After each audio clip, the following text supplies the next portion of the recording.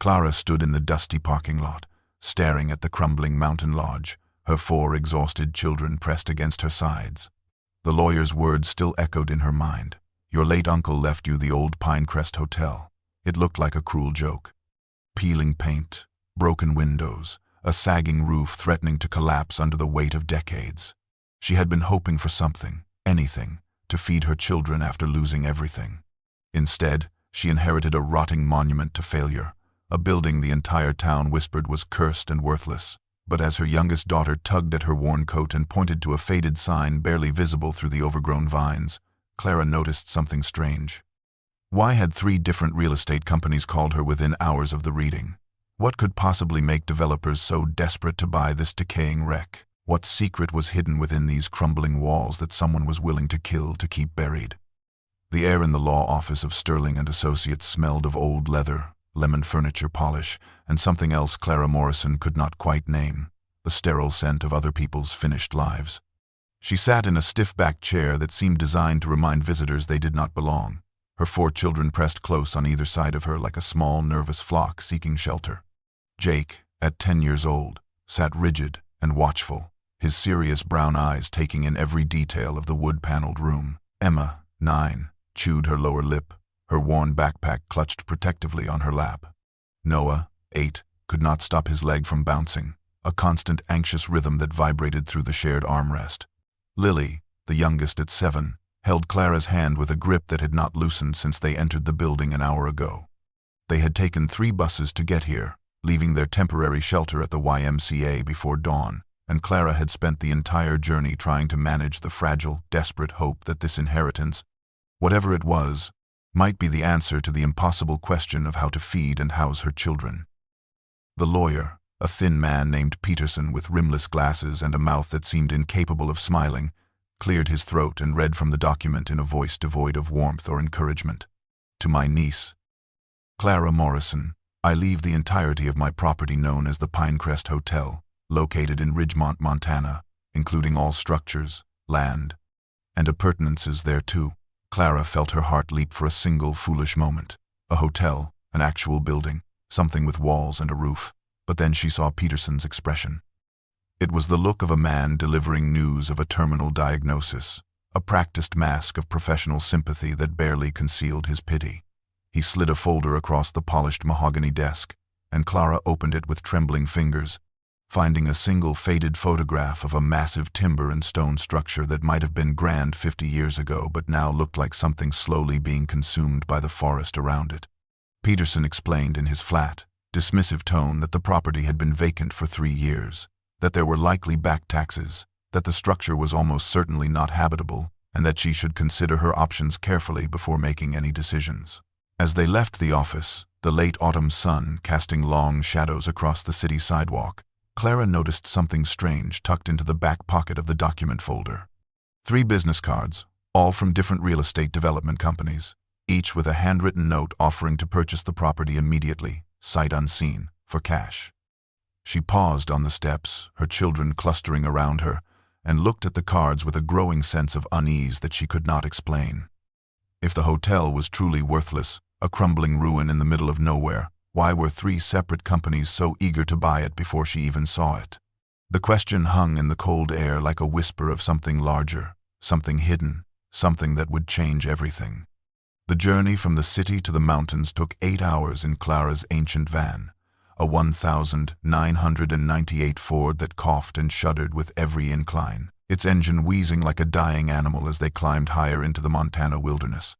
The paved highway had given way to a 2-lane county road, which in turn dissolved into a rutted gravel track that wound through dense forests of pine and fir. The autumn colors, bleeding into the deep green in a tapestry that would have been breathtaking if Clara had not been gripping the steering wheel with white-knuckled terror, praying the transmission would not give out before they reached their destination. The children had been excited at first, pressing their faces to the windows, pointing at deer and elk grazing in distant meadows, but as the hours stretched and the road grew rougher, their enthusiasm had faded into an anxious silence. It was Jake who saw it first, his voice breaking the quiet with a single uncertain word, "Mom." Clara followed his gaze through the bug-splattered windshield, and her heart, which had been carrying the stubborn, foolish weight of hope, plummeted into her stomach like a stone dropped into a well. The Pinecrest Hotel rose before them like the skeleton of some massive prehistoric creature, a 3-story monument to decay perched on a rocky promontory that jutted out over a valley of stunning, almost painful beauty. The structure was indeed grand in its bones, built from massive timber beams and river stone that spoke of a time when craftsmanship and permanence mattered, but every single window was a gaping wound of shattered glass. The wraparound porch sagged at a dangerous angle as if the building itself were too weary to stand straight, and the entire east wing had been consumed by a thick curtain of vines and creeping vegetation that made it look less like a building and more like a piece of the forest reclaiming what had been stolen from it. Clara pulled the van to a stop in what had once been a parking area, now overgrown with weeds and saplings, and sat in silence, unable to speak past the crushing weight of disappointment. Emma was the first to move, opening her door and stepping out onto the cracked pavement, her small face struggling to arrange itself into something that was not despair. "It's big," she offered quietly, trying to find something positive, anything at all. Noah climbed out next, then Lily, and finally Jake, all of them standing in a tight cluster as they stared at the ruin that was supposed to be their salvation. The view from the promontory was breathtaking, a sweeping panorama of untouched wilderness, crystalline streams cutting through the valley below, and mountains rising in the distance like the ramparts of some ancient kingdom, but the beauty of the setting only made the tragedy of the building more acute. Clara forced herself out of the van and walked toward the main entrance, her boots crunching on broken glass and dead leaves. The heavy oak doors were secured with a thick rusted chain and a padlock that looked like it had not been opened in years, a final insult, a barrier between them and even the possibility of shelter. She pulled on the chain, and it rattled with a sound like mocking laughter, solid and immovable.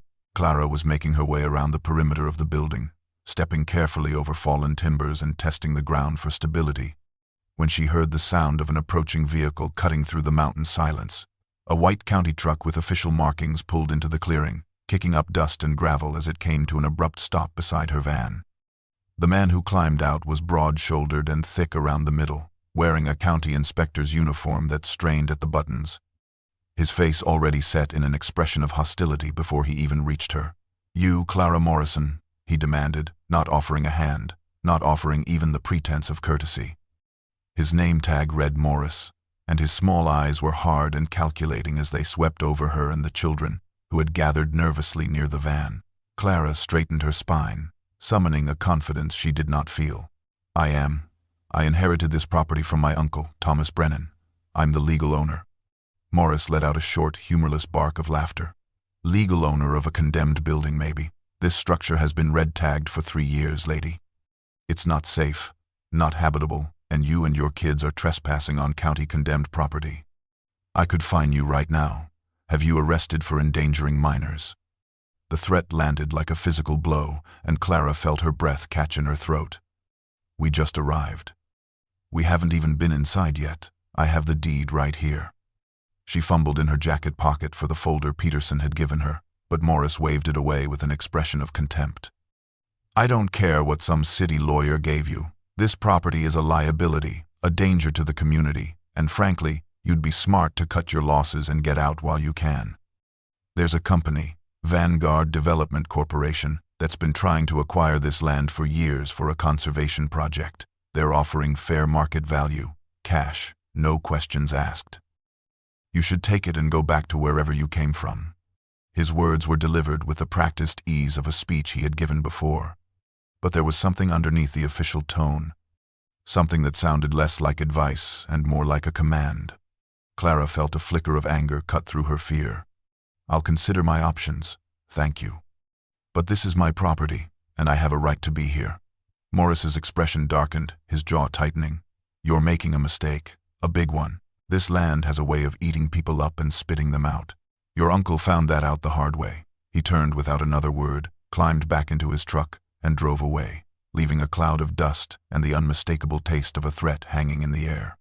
That evening, as the family huddled in the van with blankets and the last of their provisions, Clara's phone began to ring. The first call was from a company called Mountain West Properties, offering $30,000 cash for an immediate sale. The second call 20 minutes later was from Horizon Development, offering $45,000. The third call came just after sunset from a man who did not identify his company, only stating in a cold, clipped voice that she should accept one of the offers before things became complicated. Clara's hands shook as she silenced the phone, looking at her sleeping children crammed into the back seats, their faces peaceful in sleep, unaware of the mounting pressure. The calls, the hostility, Morris's barely veiled threats, it all felt coordinated, orchestrated, like the moves in a game she did not understand but was already losing. Clara woke to the sound of someone knocking gently on the van's window, and for a disorienting moment she could not remember where she was, her body stiff from sleeping upright in the driver's seat. The morning light was soft and golden, filtering through the mist that clung to the valley below, and standing outside the van was an elderly woman with silver hair pulled back in a practical bun, wearing a thick wool cardigan and carrying a large wicker basket covered with a checkered cloth. Clara opened the door carefully, trying not to wake the children, and stepped out into the crisp mountain air. "I'm Margaret Hayes," the woman said, her voice warm and gentle, a stark contrast to the hostility of the previous day. "I own the property just down the road, about 2 miles east. I saw the van yesterday, and figured Thomas's heir had finally arrived. I knew your uncle well, dear. Very well. I thought you might need some help." The simple kindness of the gesture, after the threats and pressure and fear, nearly broke Clara's composure, but she held herself together, accepting the basket with trembling hands. Inside were fresh bread, cheese, apples, a thermos of hot coffee, and several bottles of water. Margaret suggested they talk while the children slept, and the two women sat on a fallen log near the edge of the promontory, the ruined hotel looming behind them like a silent witness. Over steaming cups of coffee, Margaret told the story that Morris and the lawyer and the entire town of Ridgemont had tried to bury. Thomas Brennan had been a brilliant man, she explained, a former environmental scientist who had purchased the Pinecrest Hotel in 1985 as a retreat, a place to escape the corruption he had witnessed in his professional life. He had been reclusive but kind, passionate about protecting the land, and for 30 years he had lived here in relative peace. That peace had ended about a decade ago, when Vanguard Development Corporation began pressuring him to sell. At first it was polite offers, then aggressive negotiations, then legal challenges over property lines and water rights, then outright harassment. Thomas had fought back with a stubbornness that Margaret described with obvious admiration, refusing every offer, documenting every illegal survey, every trespassing incident, every attempt to intimidate him. 3 years ago, Thomas had been found at the base of a steep hiking trail he walked every morning, his neck broken, his death ruled an accident by the county sheriff. Margaret's voice grew soft and sad as she continued. "But Thomas was the most careful man I ever knew. He'd walked that trail 1,000 times. He knew every rock, every root." The railing on that overlook had been cut, Clara. Not weathered, not broken, cut. I saw it myself before they removed it. She paused, her weathered hands wrapped around her coffee cup. "In the weeks before he died, Thomas told me he'd discovered something about this land, something that explained why Vanguard wanted it so badly. He wouldn't tell me what it was, said it was safer if I didn't know, but he was planning to go to the federal authorities. He said the evidence was hidden somewhere only family would find it." Margaret looked directly at Clara, her faded blue eyes holding a profound sadness and a flicker of desperate hope. "Thomas knew something about this land, Clara. Something worth protecting, something worth killing for." Margaret led them around the east side of the building, pushing through the thick curtain of vines that had overtaken the structure, until they reached a small wooden door marked "Service Entrance" in faded lettering. The door was unlocked, swollen with moisture and age, and it took both Clara and Margaret pushing together to force it open with a groan of protesting hinges. They stepped into darkness, and the smell that greeted them was overwhelming. Decades of dust and mildew, the sharp tang of animal droppings, and underneath it all, the ghost of what had once been the scent of pine cleaner and floor polish. Margaret produced 2 heavy-duty flashlights from her bag, handing one to Clara, and the beams cut through the gloom like searchlights, illuminating a narrow hallway that opened into the main lobby. What they found took Clara's breath away, not with beauty but with the profound sadness of grandeur abandoned to time. The lobby was massive, a soaring space with exposed timber beams 20 feet overhead, and dominating the far wall was a fireplace built from river stones, each one the size of a human head, its hearth large enough to stand inside. The check-in desk stood to the right, a beautiful piece of craftsmanship in dark wood, but it was buried under layers of papers, old newspapers, scattered mail, and decades of accumulated debris. To the left rose a grand staircase with a carved banister, its wood still showing traces of the deep polish it had once held, but several of the steps were broken through, revealing the dark space beneath. Everything was covered in a thick layer of dust that puffed up with each footstep, and the windows, those that were not completely shattered, were so caked with grime that they barely let in the morning light. The children, after their initial shock, began to explore with the fearless curiosity of the young, Emma and Noah taking the second flashlight and venturing carefully toward the dining room, while Lily stayed close to her mother. Clara approached the check-in desk, running her hand over the surface and uncovering guest ledgers from the 1,970 seconds, their pages yellowed and brittle, filled with names and dates from a time when this place had been alive with visitors. She found stacks of old photographs in a drawer, images of families posing on the porch, of summer barbecues, of a younger version of this building when it had been loved and maintained. At the back of the desk was a heavy metal drawer with a sturdy lock, and though Clara pulled and pried, it would not budge, its contents a mystery that would have to wait. It was Jake who appeared from a hallway to the left, his face flushed with excitement, calling out in a voice that echoed through the empty space, "Mom, the water still works." I turned on a faucet in the kitchen, and it came out clear and cold. Margaret smiled at Clara's surprised expression. "Mountain Spring," she explained. "Thomas had it piped directly into the building. That water is cleaner than anything you'll get from a city tap, and it'll never run dry." They spent the afternoon making the old manager's office habitable, a small room tucked behind the check-in desk that had once served as Thomas Brennan's workspace and occasional sleeping quarters. It was the most intact space they had found, with a door that still closed properly, a small window that was cracked but not completely shattered, and walls that seemed solid enough to provide at least the illusion of safety. Margaret had left them with promises to return the next day with more supplies, and Clara and the children worked together, sweeping out years of accumulated debris, laying out their sleeping bags on the dusty floor, and arranging their meager belongings into something that resembled a temporary home. They ate a cold dinner from the provisions Margaret had brought, the children's voices echoing strangely in the vast empty building around them, and as the sun began to set behind the western peaks, painting the lobby in shades of orange and deep purple, Clara felt the weight of their situation settle over her like a physical thing. Night came quickly to the mountains, and with it came sounds that made the hair on the back of Clara's neck stand up. The building groaned and creaked as the temperature dropped, the old timbers contracting and settling. But underneath those expected noises were other sounds, sounds that seemed to have rhythm and purpose. Footsteps, or what could have been footsteps, echoed from somewhere above them, a slow, deliberate tread across floorboards that should have been empty. The wind whistled through the broken windows, but occasionally it sounded less like wind and more like whispered voices, and more than once Clara found herself holding her breath, listening to the darkness, trying to separate imagination from reality. Lily, who had been drifting off to sleep, suddenly sat up, her eyes wide and frightened, pointing toward the grimy window. "Mommy, there are lights out there." Moving lights. Clara moved to the window, looking out into the darkness beyond, and at first she saw nothing but the vast black expanse of the forest and the star-scattered sky.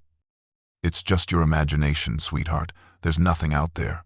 But even as she said the words, she saw it. A vehicle, moving slowly along the access road that led to the property, its headlights cutting through the darkness like searching fingers. The beams swept across the face of the hotel, illuminating the broken windows in sequence, and Clara realized with a cold certainty that whoever was driving was not lost, was not passing through. They were watching, surveying, making sure the Morrison family was still here, still vulnerable, still isolated in this crumbling fortress miles from help. She pulled Lily close, whispering reassurances she did not feel, and it was then that Noah, who had been unable to sleep and was running his hands along the walls in bored exploration, made a discovery. "Mom, this panel is loose." He was pressing against a section of wood paneling near the back corner of the office, and when Clara came over to investigate, she found that the panel had been expertly cut and fitted back into place, almost invisible unless you knew to look for it. Together they pried it free, and in the hollow space behind it, carefully wrapped in plastic sheeting, was a stack of leather-bound notebooks, their covers worn smooth by years of handling. Clara pulled them out carefully, her hands trembling, and opened the first one by the light of her flashlight. The handwriting inside was neat and precise, and the first entry was dated 15 years ago. My name is Thomas Brennan. It began, and if you are reading this, then I am dead, and the truth I tried to protect has found its way to you. Clara sat on the floor of the manager's office with her back against the wall, her children finally asleep around her, and read her uncle's notebooks by the narrow beam of her flashlight, the pages crackling softly as she turned them, revealing a story that grew darker and more disturbing with every entry. The early notebooks, dating back nearly 30 years, showed a man who had found peace in these mountains, who wrote lovingly of the wildlife he observed, the changing seasons, the profound silence that allowed him to think clearly for the first time in his life after leaving a career that had disillusioned him. But around 2010, the tone shifted. Thomas began documenting visits from representatives of Vanguard Development Corporation. Polite at first, offering generous sums for the property, claiming they wanted to build an eco-friendly resort that would bring jobs and tourism to the struggling town of Ridgemont.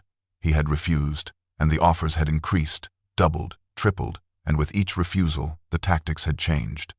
Clara read entries describing county inspectors arriving unannounced, citing violations that seemed to appear overnight, fines for imaginary infractions, disputes over property boundaries that required expensive surveys and legal fees. Thomas wrote about his water rights being challenged, about Vanguard surveyors trespassing on his land in the middle of the night, about finding equipment caches hidden in the forest that suggested they were conducting geological tests without permission. They are not building a resort. One entry stated bluntly, they want something under the ground, something they have been searching for, something they believe is here. The notebooks became more detailed, almost obsessive, as Thomas documented every interaction, every threat, every strange occurrence. He wrote about trucks with no markings driving past his property at odd hours, about his mail being opened and resealed, about phone calls where the person on the other end said nothing but breathed heavily before hanging up. He described confrontations with Marcus Vanguard himself, a man Thomas characterized as charming on the surface but cold and ruthless underneath, a corporate predator who saw the land not as something alive, but as a resource to be extracted and exploited. The final notebooks, dated from the last 6 months of Thomas's life, took on a tone that Clara could only describe as paranoid, except that paranoia implied irrational fear, and everything Thomas described seemed terrifyingly rational. They have surveyed the valley 3 times this month, one entry read, the handwriting shakier than before. I caught them on the southern ridge with ground-penetrating radar. They know. They have finally confirmed what they suspected all along. I cannot stop them through legal means because they own the legal system here. The sheriff, the judges, the county officials, all of them are on Vanguard's payroll. I have gathered the proof, the surveys, the geological reports I hired independently, the evidence of their bribes and corruption. I have hidden it where only family will find it. The old safe holds the key.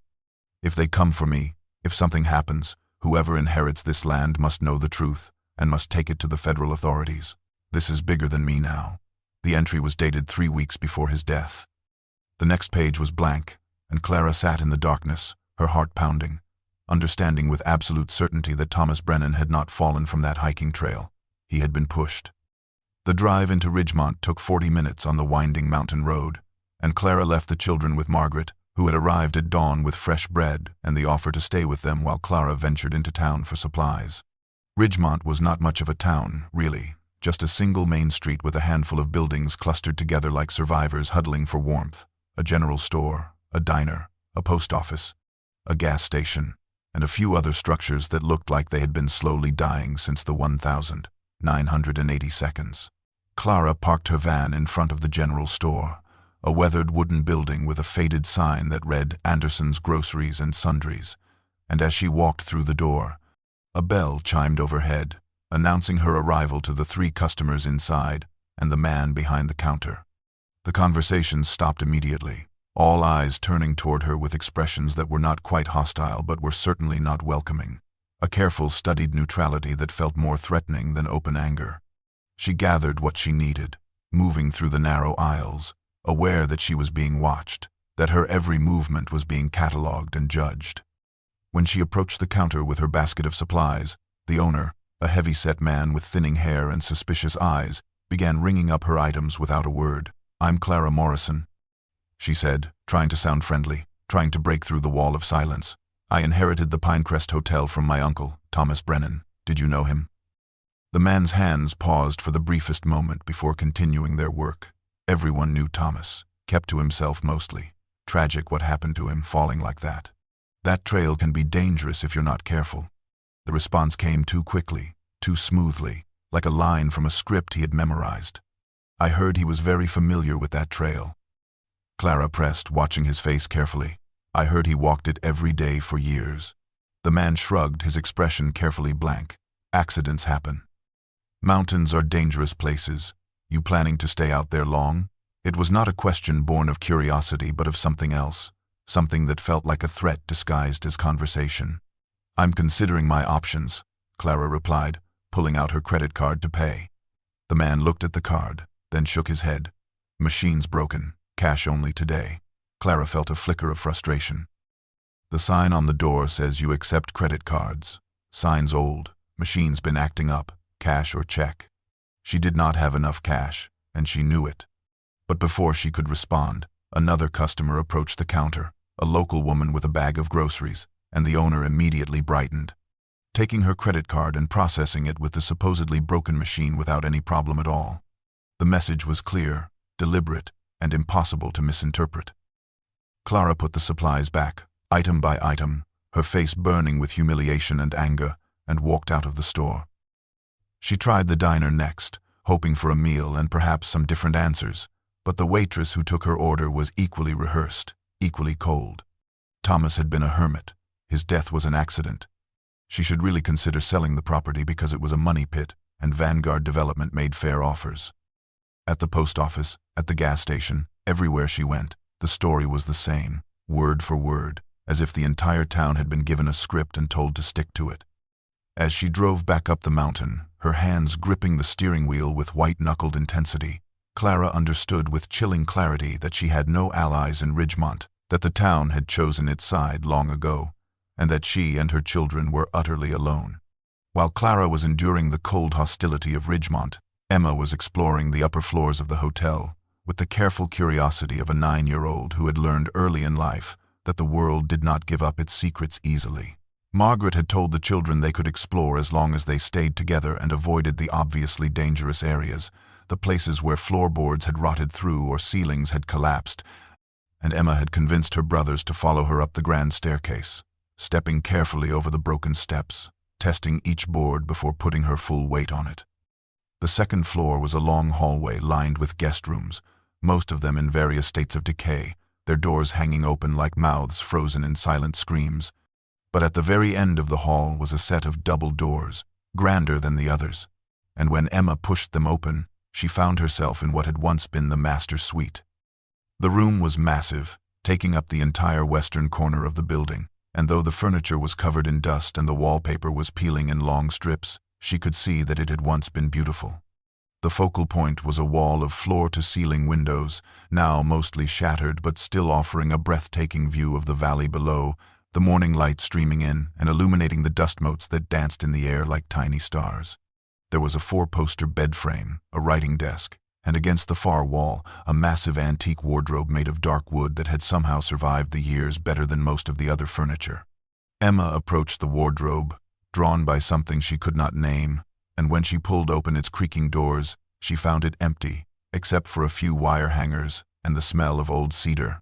She was about to close it when she noticed something odd about the wall behind it, a faint seam in the paneling that did not quite match the rest. She knocked on the wall experimentally, and the sound that came back was hollow, distinctly different from the solid thud of the other walls. "Jake, Noah," she called, her voice echoing through the empty building, and her brothers came running, their footsteps heavy on the old floorboards. She showed them what she had found, and together, with the determined teamwork that came from being siblings who had only each other to rely on, they began to work on the wardrobe, pushing and pulling until they managed to slide the heavy piece of furniture away from the wall. The seam she had noticed was actually the edge of a section of paneling, and Jake, using a flathead screwdriver from a toolbox they had found in the kitchen, carefully pried at the edge until the panel began to come loose. It took all three of them working together, Noah holding the flashlight while Jake and Emma pulled, but finally the false panel came away, revealing a cavity in the wall about 3 feet square. Set into the cavity, Flush with the interior wall was a safe unlike anything the children had ever seen. It was not a small home safe, but an industrial piece of equipment, heavy-gauge steel with a complex combination dial on the left and a keyhole on the right, its surface scarred and scratched but still imposingly solid. Emma pulled out her mother's old cell phone, which Clara had given her for emergencies even though there was no service this far up the mountain, and took several photographs of the safe, making sure to capture the serial number stamped on the door and the manufacturer's logo. They searched the room thoroughly, looking for a key or a combination written down somewhere, but found nothing, and as they stood staring at the impenetrable steel barrier, Emma felt a strange mixture of excitement and frustration, knowing that whatever Uncle Thomas had wanted family to find, whatever truth he had died protecting, was locked behind this door. Margaret returned just as the children were rushing down the stairs to tell their mother about their discovery, their voices echoing with an excitement that had been absent since they arrived. And when Clara pulled up in the van moments later, her face tight with the stress of her visit to town, she found all 4 children talking at once, trying to explain about the master suite and the hidden wall cavity and the safe that looked like something from a bank vault. Margaret listened to their story with an expression that grew increasingly serious, the warmth draining from her face, replaced by something that looked like fear mixed with a strange, desperate hope. She set down the supplies she had brought, fresh vegetables from her garden and a pot of homemade stew, and asked the children to show her exactly what they had found.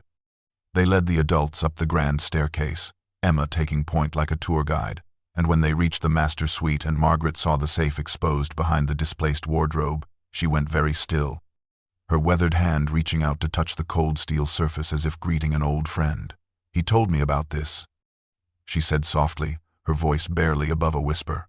3 years ago, in the weeks before he died, Thomas became convinced that this property sat on something valuable, not gold, not the kind of minerals people usually think about when they imagine treasure in the mountains, but something worth far more in today's world, something that powerful people would kill to possess. She turned to face Clara, and her faded blue eyes held a profound sadness. Thomas hired private geologists, environmental consultants, the best experts he could find from universities in Seattle and Denver, people with no connection to Vanguard or the local government. They came, they surveyed, they took samples, and every single one of them came back with reports that Thomas said confirmed his suspicions. But within weeks of submitting their findings, those same experts either recanted their reports, claiming they had made errors, or they simply refused to return his calls.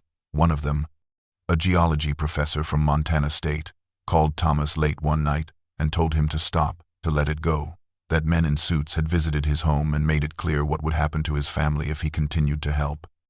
Thomas realized then that he was fighting something bigger than a local corporation, that Vanguard had reach and resources he had underestimated. Margaret paused, reaching into the deep pocket of her cardigan, her hand trembling slightly. "A week before Thomas died, he came to my house in the evening. He looked tired, Clara, so tired, and he gave me this." She pulled out a small object wrapped in a piece of soft leather, unwrapping it carefully to reveal a key, brass and worn smooth with age, its teeth cut in a complex pattern that matched the keyhole on the safe. He said if anything happened to him, if he had an accident or disappeared, I was to keep this key hidden until someone from his family inherited the property. He said family would understand what to do, that family would have the courage to finish what he started. He said the proof of everything, all the evidence he had gathered over 30 years, was in that safe, and that it had to reach the federal authorities, not the local police, not the state, but the federal government, because that was the only place Vanguard's corruption had not yet spread. She held the key out to Clara, and in that moment, the weight of Thomas Brennan's legacy, the burden of his unfinished fight, passed from one generation to the next.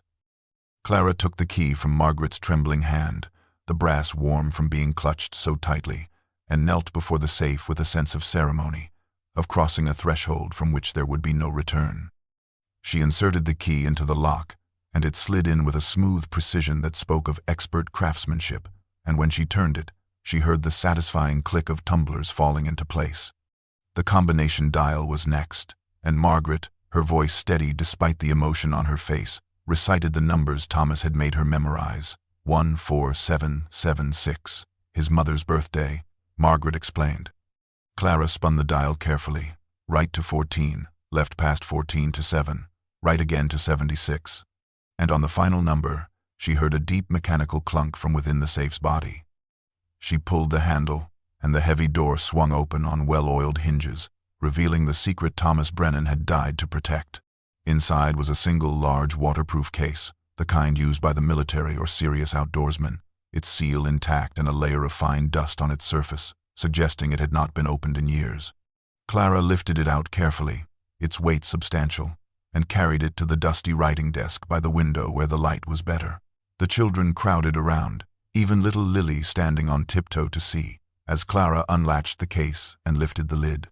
The contents were meticulously organized, the work of a methodical mind that understood the importance of documentation.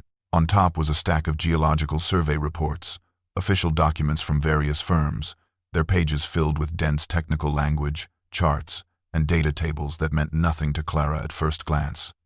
But as she flipped through them, certain phrases began to repeat, jumping out at her like highlighted text: rare earth mineral deposits, lithium reserves, extractable quantities, commercial viability, strategic resource.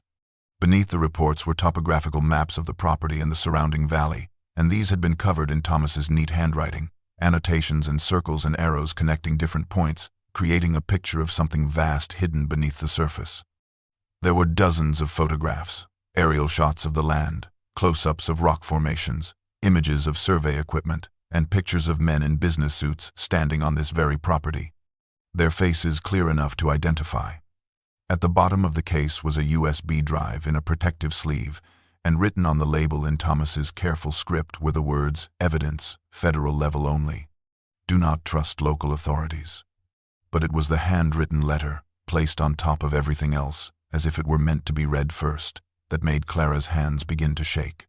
"My dear family," it began, and Clara read aloud so everyone could hear, her voice breaking slightly. "If you are reading this, then I am gone, and the fight I could not finish has fallen to you. This land, the property you have inherited, sits on one of the largest lithium deposits in North America. The surveys confirm reserves worth over $200 million at current market prices, possibly much more as demand increases. Lithium is the future, the key to electric batteries, to green energy, to the technology that will power the next century. Vanguard Development Corporation has known about this deposit for 30 years. They have spent 3 decades trying to steal this land through intimidation, corruption, and violence. They have bought the local government, silenced the experts, and when I would not break, they decided to eliminate me. The evidence in this case will destroy them, but only if it reaches the right people. Take it to the FBI. Trust no one else. Protect this land, not for the money, but because it belongs to the future, and the future deserves better than men like Marcus Vanguard." Clara looked up from the letter, meeting Margaret's knowing gaze, understanding at last why her uncle had died, why the pressure had been so intense, why an entire town had been turned into accomplices through fear and greed.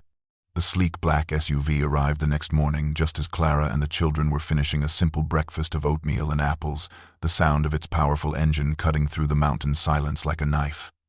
It was a vehicle that did not belong in this landscape of decay and wilderness, all gleaming paint and chrome, and when it pulled to a stop in front of the hotel, Clara felt her stomach tighten with instinctive dread. The man who emerged from the driver's side was nothing like Deputy Inspector Morris with his barely concealed hostility, nor like the cold voices on the phone who had offered money and threats in equal measure. This man was polished, sophisticated, wearing an expensive wool coat over a tailored suit, his silver hair perfectly styled, his face arranged in an expression of warm concern that would have seemed genuine if Clara had not spent the night reading her uncle's descriptions of him. Marcus Vanguard, CEO of Vanguard Development Corporation, walked toward the hotel with the confident stride of a man who had never been told no in a way that mattered, and when he reached Clara, who had stepped out onto the sagging porch to meet him, he extended his hand with a smile that reached his eyes but did not touch whatever lived behind them. "Miss Morrison, I presume. I'm Marcus Vanguard. I apologize for not coming sooner to introduce myself properly and to offer my condolences for your uncle's passing. Thomas was a remarkable man, stubborn certainly, but remarkable. His voice was smooth, cultured, the kind of voice that belonged to boardrooms and country clubs, and Clara shook his hand briefly, feeling the strength in his grip, the subtle assertion of dominance. He did not wait for an invitation but launched into what was clearly a prepared speech, talking about the challenges of maintaining a property like this, the costs that would be involved, the difficulties of making a life in such an isolated location, especially for a single mother with 4 children to care for. He spoke with apparent sympathy, painting a picture of her struggle that was so accurate it felt invasive, as if he had been watching them, studying them, learning their vulnerabilities. Then came the offer, delivered with the casual ease of a man discussing the weather. "I'd like to make you an offer for this property, Miss Morrison. $300,000, cash, no inspections, no delays. You could take that money, start fresh somewhere else, give your children a real home, a real future. I want to develop this land into a sustainable eco-resort, something that will bring jobs to Ridgemont, tourism to the area, while preserving the natural beauty that makes this place special." It was a speech he had given before, Clara realized, perhaps to Thomas himself, polished by repetition until every word was calibrated for maximum effect. She looked at him steadily, thinking of the geological reports locked in her van, the evidence of what really lay beneath this land. "That's a generous offer, Mr. Vanguard, but I've found some of my uncle's research. I know what's really under this property." The change in Vanguard's expression was subtle but unmistakable, the warm concern sliding away like a mask removed, replaced by something colder, harder, more honest. "Your uncle was a paranoid man, Miss Morrison. He saw conspiracies everywhere, made wild claims about minerals and deposits that multiple independent surveys have proven don't exist. This property is entangled in legal disputes, environmental violations that will cost you tens of thousands to remediate, tax liens that go back years. Fighting all of that will bankrupt you, destroy you, leave your children with nothing. I'm offering you a way out." His voice had lost its smoothness, taking on an edge like a blade being drawn from a sheath. Clara felt fear crawl up her spine but forced herself to meet his gaze. "I think I'll hold on to it for now, see what happens." Vanguard's smile returned, but there was no warmth in it now, only a cold certainty that chilled her more than any threat. Thomas was a stubborn man too. He refused every reasonable offer, rejected every attempt at compromise. It didn't end well for him, Miss Morrison. "I'd hate to see history repeat itself, especially with children involved." He turned without waiting for a response, walked back to his SUV with the same confident stride, and drove away, leaving Clara standing on the porch with her children watching from the windows behind her, all of them understanding with terrible clarity that the fight their uncle had died in had now become theirs. That night, as Clara lay awake in the manager's office listening to the settling sounds of the old building, she heard something different. A faint metallic clang from somewhere outside, but when she went to investigate, shining her flashlight into the darkness, she saw nothing but shadows and trees. It was not until morning, when Jake tried to wash his face at the kitchen sink, that they discovered what had been done. The water, which had run clear and cold since they arrived, was gone, completely shut off, and when Clara followed the pipe outside to where it emerged from the mountain spring, she found the connection had been deliberately cut, the metal pipe severed with a tool that left clean edges, not corroded or broken by age but destroyed by human hands. She was still staring at the vandalized pipe, trying to calculate how much it would cost to repair, when a county vehicle pulled up and a different inspector, younger than Morris but with the same cold officiousness, handed her a thick envelope of documents. Inside was a notice claiming the property owed $47,000 in back taxes, environmental violations, and assorted fees dating back over a decade, with a demand for immediate payment and a threat of foreclosure proceedings if the debt was not satisfied within 30 days. The numbers were staggering, impossible, and when Clara tried to question their accuracy, pointing out that her uncle had owned the property outright, the inspector simply shrugged and drove away, leaving her holding papers that felt like a death sentence. The next morning, Clara walked out to her van to drive to Margaret's house, desperate for advice and perhaps the use of a phone to call a lawyer, only to find all 4 tires slashed, the rubber cut so deeply that they were completely unsalvageable, and the cost of replacement, even with cheap used tires, was money she simply did not have. The children sensed her growing desperation, the way her hands shook as she examined the damage, and they tried to help in the ways they could, Lily bringing her water, Emma offering to walk to Margaret's, but it was Jake who provided the most disturbing piece of information. He had been awake at dawn, unable to sleep, watching the sunrise from the master suite window, when he saw it, A drone, small and dark, circling the property in a methodical pattern. Its camera clearly visible, even from a distance, surveying them like prey being studied by a predator. Margaret arrived on foot an hour later, having seen the van was still at the property and sensing something was wrong, and when Clara showed her the cut water line, the county notice, the slashed tires, the elderly woman's face grew grim with recognition. "This is exactly what they did to Thomas," she said, her voice heavy with sorrow and anger. "First, the small harassments, then the legal attacks, then the destruction of property, each incident designed to cost money, to create stress, to make staying here impossible. They are trying to break you, Clara, the same way they tried to break him, and they will not stop until you either leave or until something worse happens." Clara looked at her children, at Jake's worried face, at Emma trying to be brave, at Noah's confusion, at Lily's fear, and she understood with absolute clarity that she had reached the moment of decision. She could surrender, take whatever money Vanguard offered, flee to safety, and spend the rest of her life knowing she had abandoned the fight her uncle had died for. Or she could take the evidence he had gathered and do what he had not lived long enough to do, expose the truth to authorities who might actually care, even if it meant putting herself and her children in greater danger. Clara waited until dawn, borrowed Margaret's old pickup truck after explaining her plan, and drove 3 hours south to Missoula, a city large enough to provide anonymity and far enough from Ridgemont's watchful eyes that she might access the USB drive without immediate consequences. She had left the children with Margaret, who had insisted on staying at the hotel despite the danger, and as Clara navigated the winding mountain roads, constantly checking her mirrors for any sign she was being followed, she felt the weight of the drive in her pocket like a physical burden, a small piece of plastic and metal that held the power to destroy a corporation or get her killed, perhaps both. The Missoula Public Library was a modern building of glass and brick, filled with students from the nearby university, and Clara found a computer terminal in a back corner, as far from security cameras as possible, and logged in as a guest. Her hands trembled as she inserted the USB drive, half expecting it to be corrupted or empty, but after a moment, a directory appeared on screen, organized with the same meticulous precision that characterized everything Thomas had done. The first folder was labeled Emails and contained hundreds of messages, clearly obtained through methods Clara did not want to examine too closely. Correspondence between Vanguard development executives that read like a blueprint for corporate theft. She saw emails discussing strategies to acquire the Brennan property by any means necessary. Messages calculating how much it would cost to persuade county officials to create legal obstacles, and most chillingly, a thread from 3 years ago where Marcus Vanguard himself wrote, "Thomas Brennan has become an unacceptable liability. Recommend we move to Phase 3 of the acquisition plan."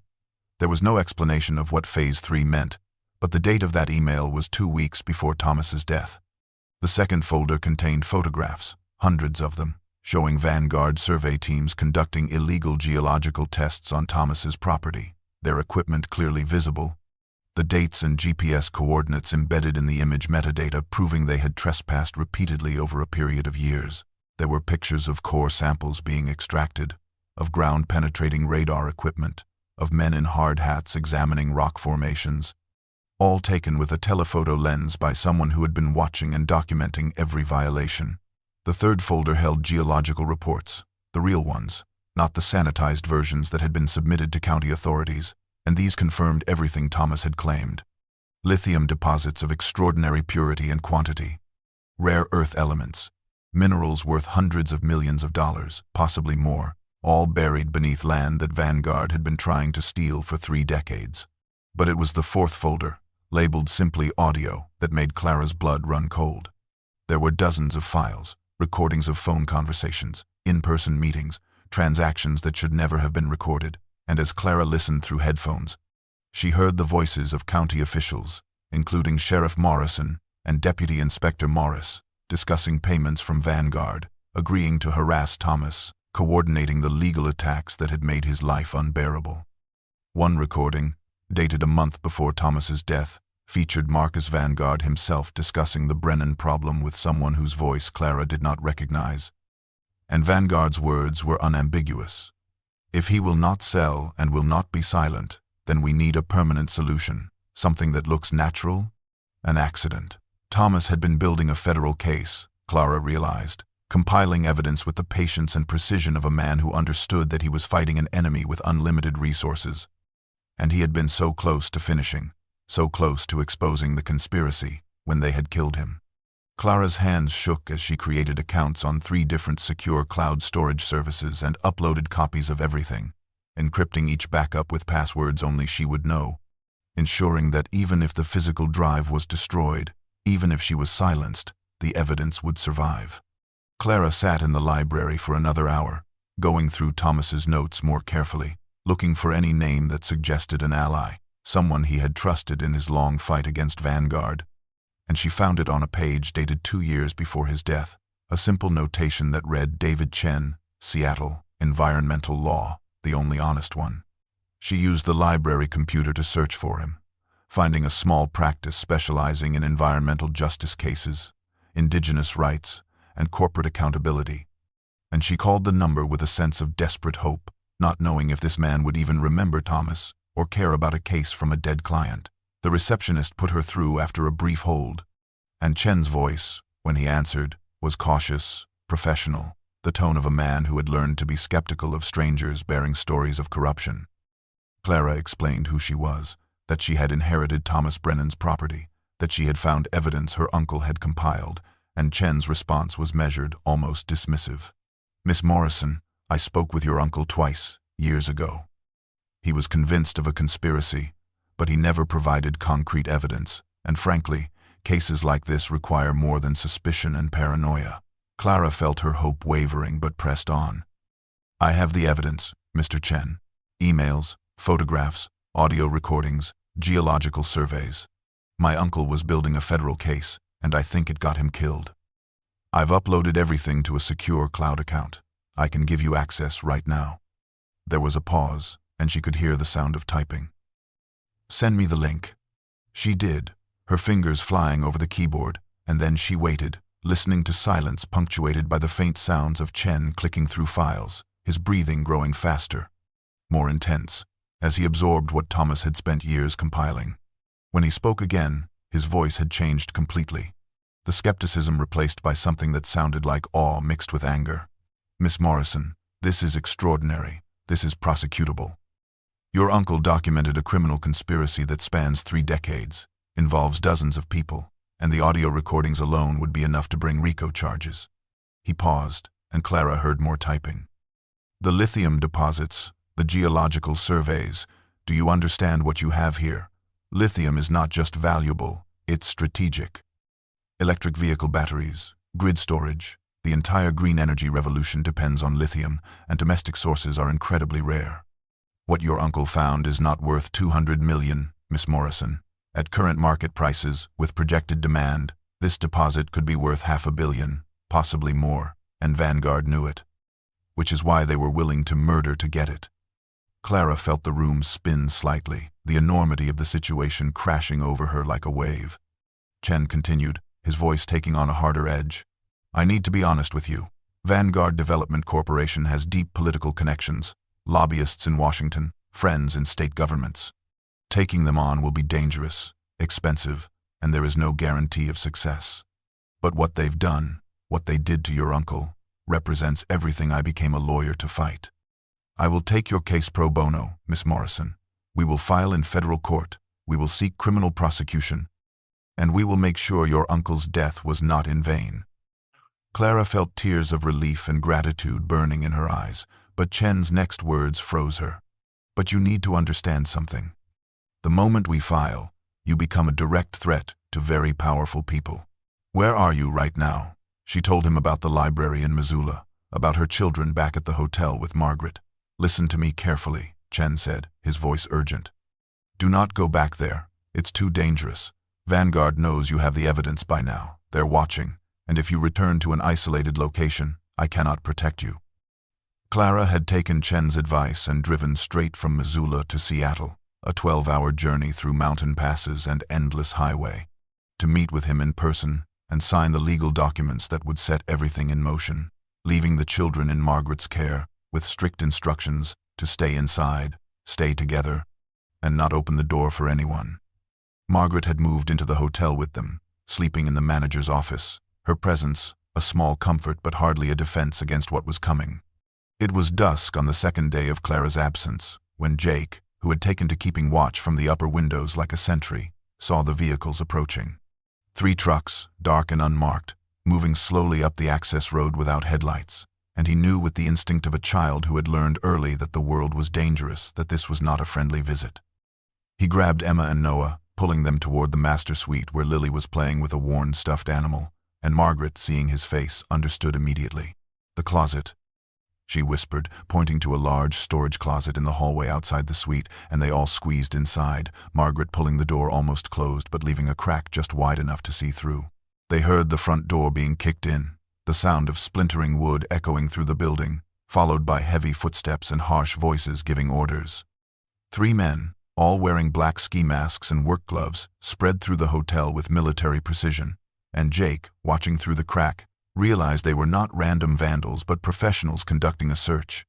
They moved from room to room, tearing through everything, pulling drawers from desks, kicking over furniture, smashing holes in walls where they thought something might be hidden, and their desperation was palpable, a frantic energy that made them violent and careless. Margaret held Lily close, her hand over the child's mouth to muffle any sound, while Jake kept his eyes fixed on the men, memorizing every detail, even as his heart hammered against his ribs. The searchers worked their way up the stairs, and Jake could hear them getting closer, their footsteps heavy and deliberate, and when they reached the master suite, the leader, a tall man with a scar visible even through the mask, went directly to the wardrobe. "This is it," he said, his voice muffled but clear enough. Brennan's notes said the safe was behind the furniture. They pulled the wardrobe away with brutal efficiency, revealing the empty cavity in the wall where the safe sat, its door hanging open, the interior completely bare, and the leader let out a string of profanity that made Margaret wince and hold the children tighter. He pulled out a cell phone, dialing with gloved fingers, and in the terrible silence of the closet, Jake could hear both sides of the conversation. "The evidence is gone," the man reported, his voice tight with frustration. "The safe is empty." "She must have it." The voice on the other end, distorted by the phone's speaker but still recognizable as male and authoritative, responded with cold fury. "Then the woman is the priority now. Find her, find the evidence, and eliminate the problem. No more half measures." The leader ended the call and gestured to his men. "Let's go. We're done here." They left the way they came, and Jake, his whole body trembling, stayed frozen in the closet until he heard the sound of engines starting and vehicles pulling away. Only then did he shift slightly, trying to see through the narrow crack in the door to the window at the end of the hallway, and in the fading light of dusk, he saw it clearly. One of the trucks, dark blue with the distinctive white and green logo of Vanguard Development Corporation on its door, driving away down the access road. The corporate gloves, as Margaret would later say with grim understanding, had finally come off.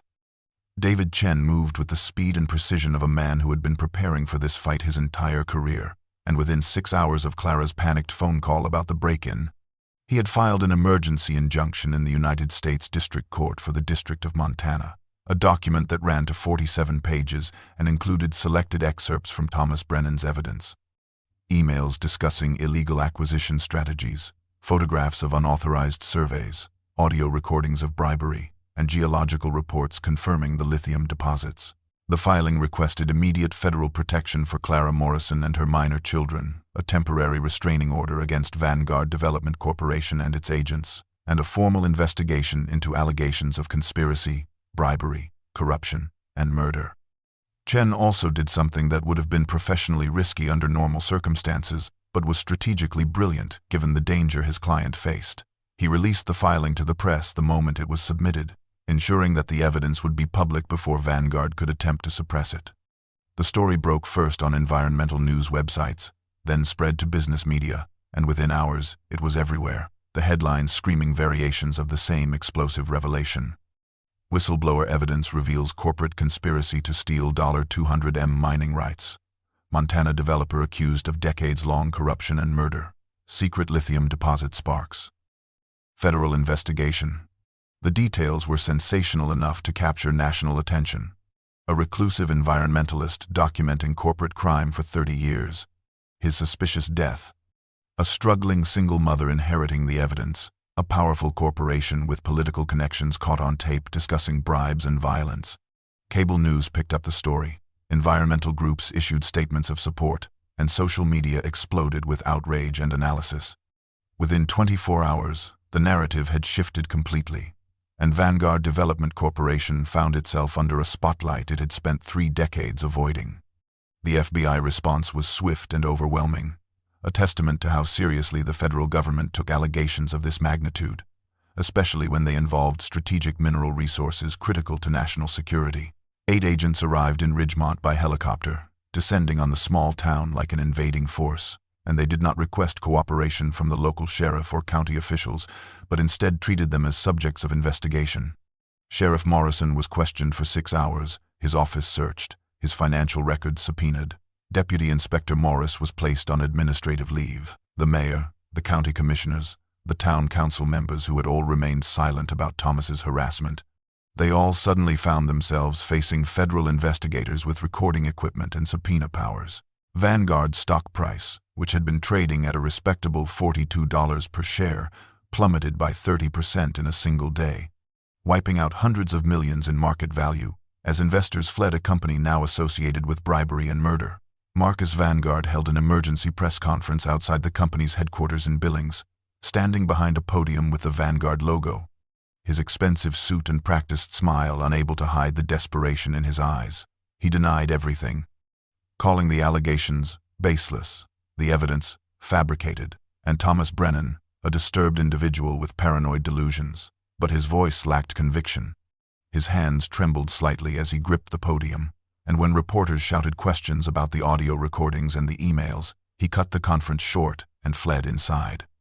That same afternoon, 2 federal marshals arrived at Margaret's house, where Clara and her children had been hiding since the break-in, and informed them they were being placed under temporary federal protection, witnesses in an ongoing criminal investigation, and they were transported under armed escort to a secure location in Missoula where they would remain until the immediate threats had been neutralized.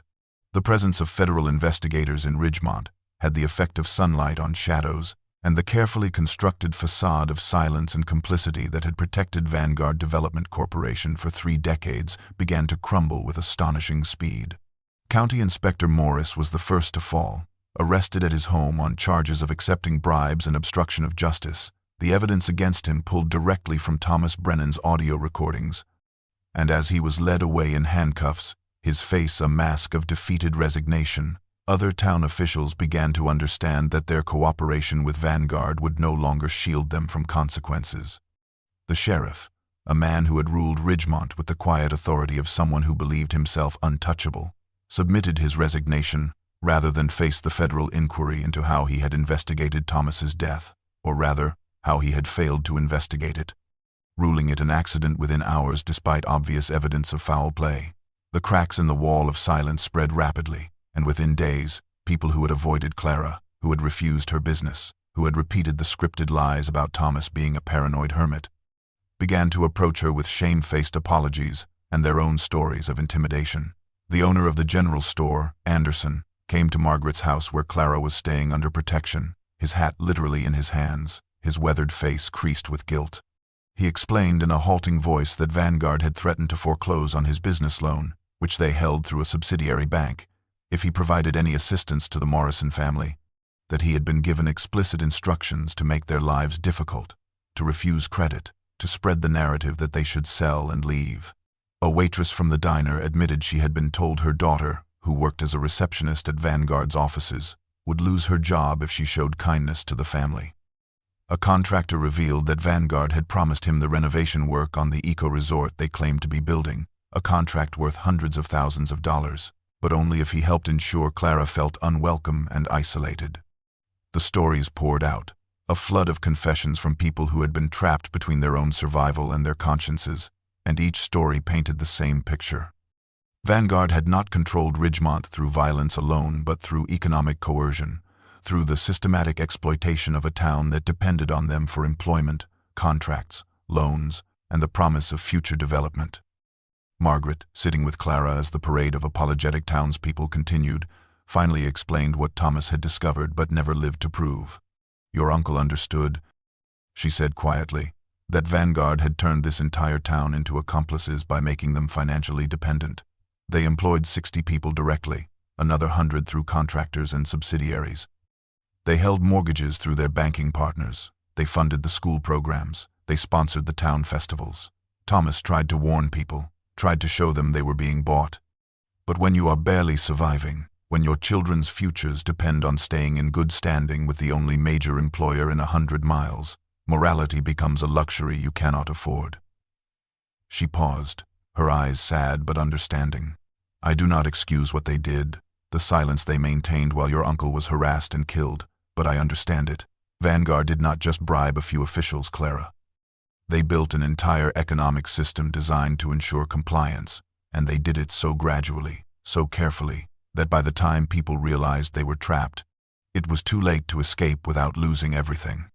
It was a conspiracy built not on loyalty, but on fear of poverty, on the terrible calculus of survival in a place where opportunities were scarce and powerful entities like Vanguard could destroy livelihoods with a single decision. And as the federal investigation continued to expose the depth of the corruption, Clara began to understand that the people of Ridgemont were not villains, but victims of a different kind, casualties of the same corporate greed that had killed her uncle. David Chen arrived at the hotel 3 weeks after filing the injunction, accompanied by a team of 5 geologists from 3 different universities, their credentials impeccable and their independence verified by the federal court. And they were escorted by 2 United States Marshals who made it clear that any interference with the survey would be treated as obstruction of a federal investigation. The team spent 10 days on the property, using equipment that made Thomas's surveys look primitive by comparison. Ground-penetrating radar systems mounted on all-terrain vehicles, core drilling rigs that could sample rock formations hundreds of feet below the surface, spectrometers that could analyze mineral composition with extraordinary precision, and satellite imaging technology that mapped the subsurface geology across the entire valley. Clara watched them work from a distance, her children beside her, all of them staying in a hotel in town under federal protection while the survey continued, and she felt a strange mixture of hope and dread, understanding that whatever these experts found would determine not just her financial future, but the final validation of everything Thomas had died to prove. The lead geologist, Dr. Sarah Whitmore, a woman in her 50s with silver-streaked hair and the weathered face of someone who spent more time in the field than in lecture halls, presented her findings in Chen's temporary office, a rented space in Missoula, where the legal team had established their base of operations. Her voice was measured, professional, but Clara could hear the undercurrent of excitement that she was clearly trying to contain. Miss Morrison, your uncle's surveys were accurate, but they were limited by the technology available to him and by the fact that he was working alone, in secret, without the resources to conduct a comprehensive analysis. What we have found exceeds his estimates by a significant margin. She pulled up a 3-dimensional geological map on her laptop, rotating it to show the extent of the deposit. The lithium reserves are not concentrated in a single area, but distributed throughout the valley in multiple interconnected formations. The purity is exceptional, averaging 92% lithium carbonate equivalent, which is significantly higher than most commercial deposits.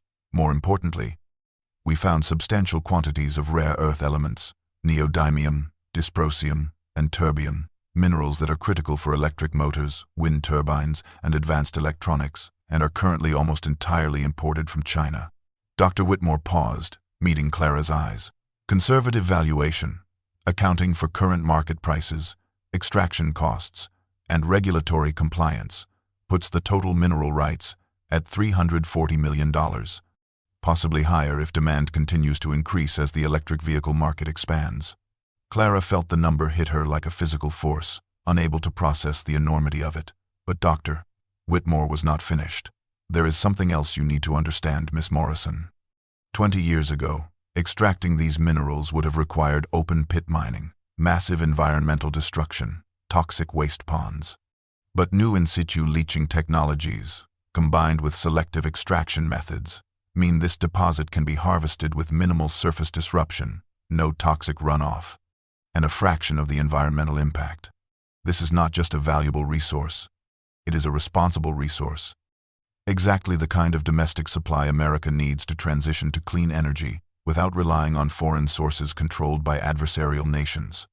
Chen, who had been silent during the presentation, spoke quietly. Clara, you are not just wealthy. You are the guardian of a strategic national resource, and that makes you important in ways that go far beyond money. The phone call came late at night, 3 days after Dr. Whitmore's presentation, and Clara almost did not answer the unknown number, but something, instinct or curiosity, made her accept the call while simultaneously opening the recording app Chen had installed on her phone for exactly this purpose. Marcus Vanguard's voice, when it came through the speaker, was stripped of its usual polish and confidence, replaced by something raw and desperate that made him sound older, more human, and somehow more dangerous. Miss Morrison, this is Marcus Vanguard. Please do not hang up. I am calling to make you an offer, a real offer this time, not a negotiation or a threat, but a genuine partnership. Clara said nothing, letting the silence stretch, and she could hear him breathing on the other end, gathering himself. The federal investigation will take years to resolve. My lawyers tell me we can fight the charges, tie everything up in appeals, but that serves neither of us. You have mineral rights worth hundreds of millions, but you have no infrastructure, no expertise, no way to actually extract and sell those resources. I have a company, equipment, relationships with buyers, 3 decades of experience in resource extraction. I am offering you $50 million cash for half the mineral rights. We become partners. I drop all legal challenges. I cooperate fully with the investigation in exchange for immunity, and we both walk away wealthy. He paused, and Clara could hear the desperation bleeding through. You need me, Miss Morrison. Without my company, those minerals stay in the ground, worthless. With my help, you become one of the richest women in America. Clara kept her voice steady, cold. Why would I partner with the man who killed my uncle? The question hung in the air, and for a moment, she thought he might hang up, but instead, Vanguard made his fatal mistake.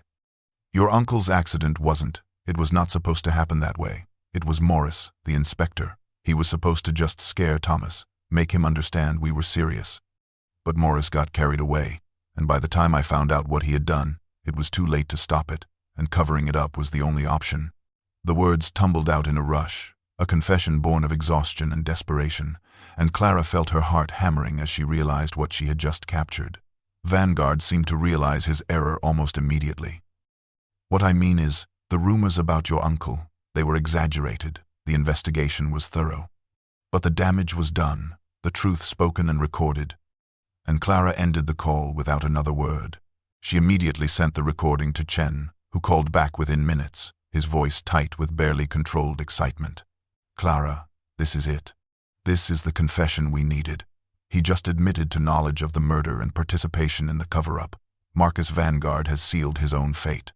While David Chen and his legal team waged war in courtrooms and depositions, filing motions and presenting evidence to federal prosecutors building their case against Marcus Vanguard and his conspirators, Clara and her children returned to the Pinecrest Hotel under the watchful eyes of federal marshals who maintained a discreet but constant presence on the property. The building that had seemed like a tomb of decay when they first arrived now felt different, transformed not by physical renovation but by the knowledge of what it represented and what it could become. The children, freed from the immediate fear that had shadowed their first weeks, began to explore with a sense of ownership and possibility that had been impossible before. Emma, who had always loved to draw, spent hours sketching renovation plans in a notebook Margaret had given her, her 9-year-old imagination unburdened by practical constraints, as she designed a grand dining room with windows overlooking the valley, bedrooms for each of them with reading nooks and window seats, a library filled with books about nature and science, and a huge kitchen where their mother could cook meals without worrying about money or running out of food. She showed her drawings to Clara one evening, her face glowing with hope, and Clara felt her heart break and mend simultaneously, realizing that her daughter was allowing herself to dream of permanence, of a home that could not be taken away. Jake, practical and serious like his mother, had taken to researching sustainable mining practices on Margaret's laptop, reading articles about in-situ leaching, closed-loop water systems, and ecological restoration, his 10-year-old mind grappling with concepts that most adults never considered. He wanted to understand how they could extract the minerals without destroying the land his uncle had died protecting, and he would share his findings with Clara, explaining in careful detail how new technologies could allow them to honor both the financial value and the environmental integrity of their inheritance. Noah, the explorer of the family, had discovered a storage room in the basement filled with old filing cabinets and boxes of documents, and while sorting through decades of accumulated papers, he found rolled-up blueprints from 1974, yellowed and brittle but still legible. He brought them to his mother with excitement, spreading them across the floor of the manager's office, and Clara saw for the first time the original vision for the Pinecrest Hotel. It had not been designed as a simple lodging establishment, but as an environmental education center, with classrooms, laboratory spaces, a nature library, and dormitories for visiting students and researchers. Thomas's parents, or perhaps Thomas himself in his younger years, had built this place with a purpose beyond profit, and that purpose had been forgotten, buried under years of neglect and Vanguard's assault, but now it could be reclaimed. It was Lily, the youngest, who made the discovery that would shape everything that followed. She had been playing in what remained of the hotel's small library, a room lined with warped shelves still holding books that had survived the elements, and she had pulled a children's book from the shelf. The Giving Tree, by Shel Silverstein, its pages swollen with moisture but still intact. When she opened it, a folded piece of paper fell out, and though she could not read all the words, she recognized the careful handwriting from the notebooks they had found, and she brought it to her mother. Clara unfolded the letter with trembling hands and read aloud so all the children could hear. "To my family," it began, and the words that followed were Thomas's final gift, more valuable than the minerals or the money. "If you are reading this, then you have inherited not just land but a responsibility. This property is a gift from the earth, resources that took millions of years to form, and they should be used wisely, shared generously, and protected fiercely. Do not let greed guide your decisions. The wealth beneath this ground can feed the hungry, shelter the homeless, educate the ignorant, and heal the sick, but only if you choose to use it that way. Protect this land, share its wealth with those who need it most, and never, never let greed win. That is how you honor the gift. That is how you honor me." Clara looked at her children. At their serious faces, at Emma's sketches of a restored hotel, at Jake's research on sustainable extraction, at Noah's blueprints showing the building's original purpose, at Lily holding the worn children's book, and she understood that Thomas had not just left them money or land, but a mission, a purpose that would define the rest of their lives. The trial of Marcus Vanguard and 14 co-conspirators began on a cold February morning in the Federal District Court in Helena, Montana, and from the moment David Chen delivered his opening statement, it was clear that the defense was facing an insurmountable wall of evidence. The courtroom was packed with journalists, environmental activists, and citizens from Ridgemont who had come to witness the reckoning they had never believed would arrive. Chen methodically presented Thomas Brennan's evidence over 6 days of testimony. The emails discussing acquisition strategies by any means necessary, the photographs of illegal surveys conducted in the dead of night, the geological reports that Vanguard had tried to suppress, and most damning, the audio recordings of county officials accepting bribes, their voices clear and unmistakable, as they discussed how to harass and intimidate a man who refused to surrender his land. Clara took the stand on the 4th day, her hands steady as she played the recording of her phone conversation with Marcus Vanguard, and the courtroom fell into absolute silence as his voice filled the space.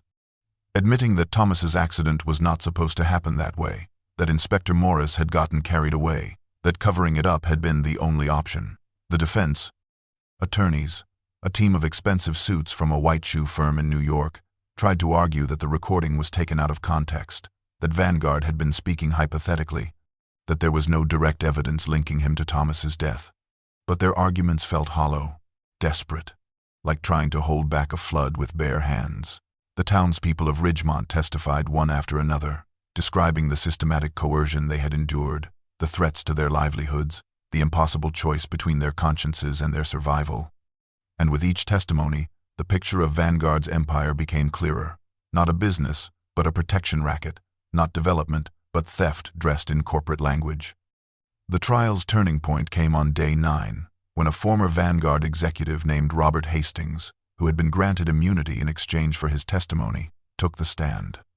Hastings had worked directly under Marcus Vanguard for 15 years, and he had kept copies of everything, a personal insurance policy he had never expected to use.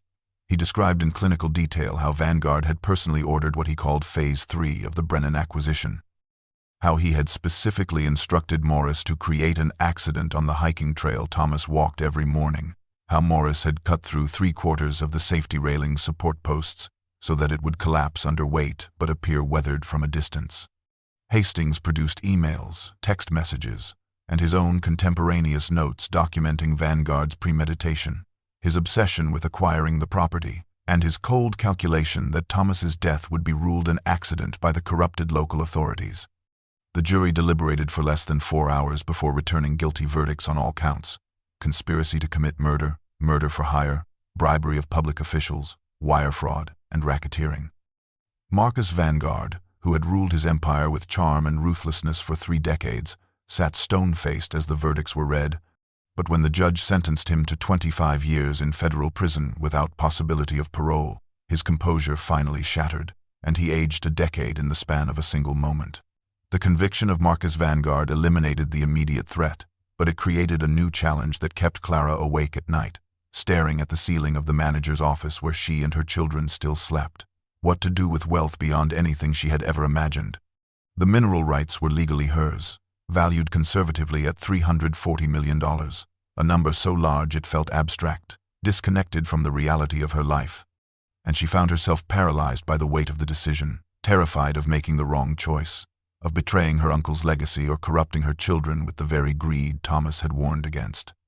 It was Emma who broke through her paralysis, showing her mother the sketches she had been working on, not just of a renovated hotel, but of something larger, a community center with classrooms, a cafeteria that could serve free meals to families in need, dormitories for visiting students, and gardens where children could learn about sustainable agriculture.